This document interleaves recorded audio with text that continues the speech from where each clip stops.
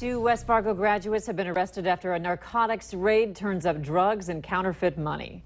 Good evening and thank you for joining us. Xanax, fentanyl, LSD, mushrooms, Molly, weed, and almost $500 in fake bills were found in a Fargo apartment.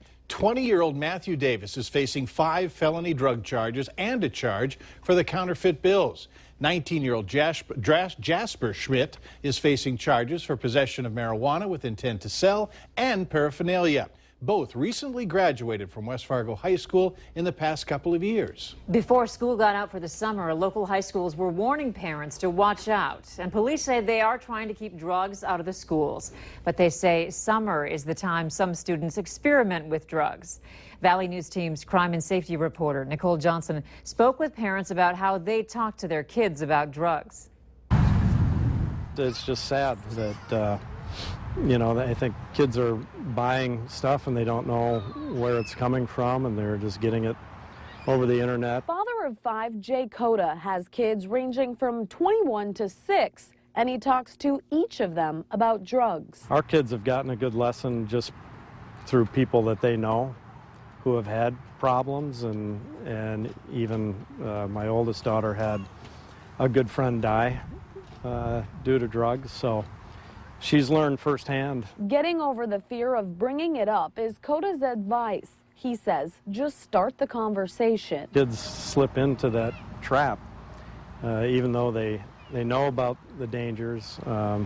It just seems like they continue to get in those situations and get in trouble with it. I ask my kids, who's your friend? Like I know my kids' friends, and I try to know them if I don't. Because like once you know your kid's friend, you know which way they're heading. You can't control your kids. No matter what you tell them, kids, they lead their own lives and they're going to do what they're going to do. So I think it was just important to let them know that the choices are yours, but these are consequences of bad choices. Cota's oldest son is about to start college, something he says is hard for parents. I don't know what the answer is as far as education, other than I think it's got to start in the homes with parents really being focused in on letting the kids know that there's danger. In Fargo, Nicole Johnson, Valley News Live. Once summer is over, local high schools want students to be reporting things that they see, saying it's not about telling on someone, it's about saving lives from dangerous drugs. The Fargo Police Department is recruiting for multiple positions, and tomorrow those new recruits will have to take an officer entrance exam. This exam covers a lot of ground, including background checks, credit checks, and personal history questionnaire screening. Now, they also are required to complete a BCI background check, a polygraph, psychological exam, and drug screening. Sex traffickers have been known to post pictures of their victims in hotel rooms for advertisements. Abby Stilianu is one of the brains behind a way to combat this critical global crisis through the palm of your hand. She came on board with the app Traffic Cam in 2014 because of her knowledge of facial recognition technology. Here's how the app works. You punch in the name of the hotel you're staying at along with the room number, and then you take at least 2 photos of your room from the front and the back. That way, police can get a full spectrum of what the room looks like so they can catch the sex traffickers. We got hooked up with a group called the Exchange Initiative, who had the idea to build a database of hotel images so that members of law enforcement, when they're investigating a case of sex trafficking that includes a picture of a victim posed in a hotel room, these get posted on web pages like Backpage.com, that they could figure out what hotel room this was taken in. As for success rates, Traffic Cam needs more of your hotel pictures to build out the application and create a large enough database so it's easy for police to use. Right now, Traffic Cam has over 1.5 million photos submitted and is available through any web browser that has access to a GPS location. A Fargo man who was arrested in April in a large drug bust is going to be charged in federal court. Court documents say that John Michael Eiton faces 6 different charges, including conspiracy to possess with intent to distribute controlled substances. Eiton was originally charged with 22 felony counts, but that case has been dismissed. Police searched his North Fargo home and found an AK-47, dozens of different types of drugs, and roughly 1,000 rounds of ammunition. The laundry list of drugs included heroin, meth, marijuana, fentanyl, ecstasy, and more.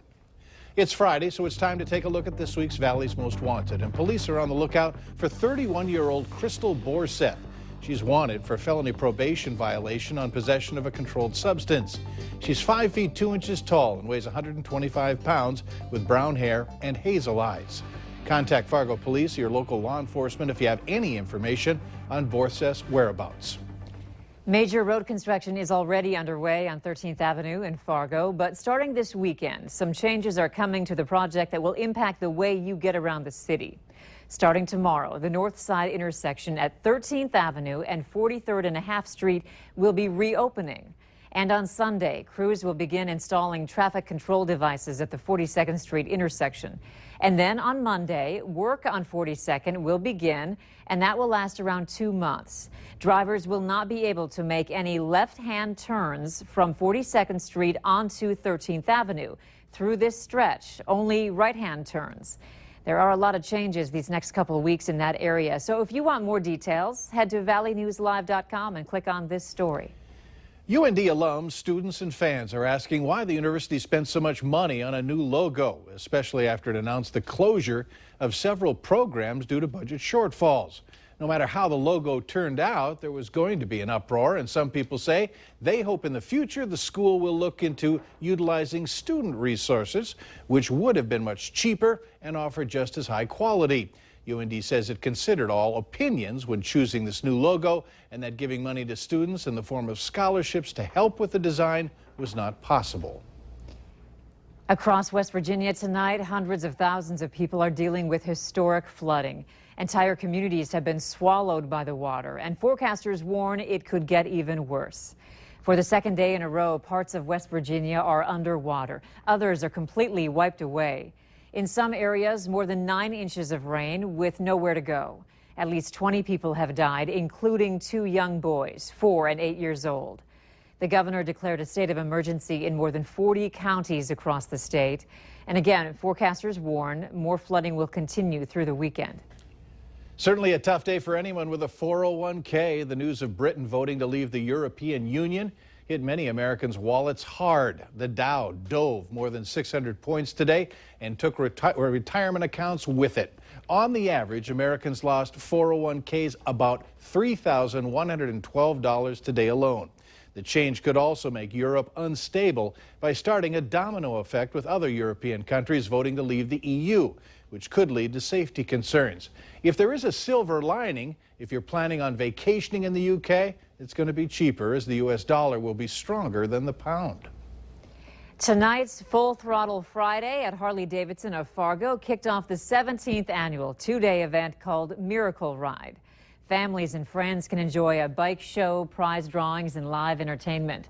Those who received care from the Children's Miracle Network Hospital, Sanford Children's Hospital, Fargo, tell personal stories. For motorcyclists taking part in tomorrow's Miracle Ride, registration is at 8 in the morning. And then get ready to rev your engines at 11.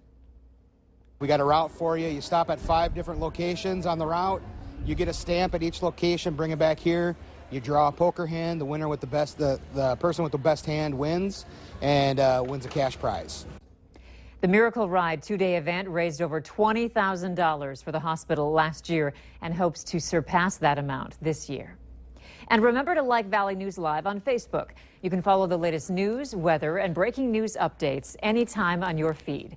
Just search Valley News Live, like our page, and you'll stay informed throughout the entire day.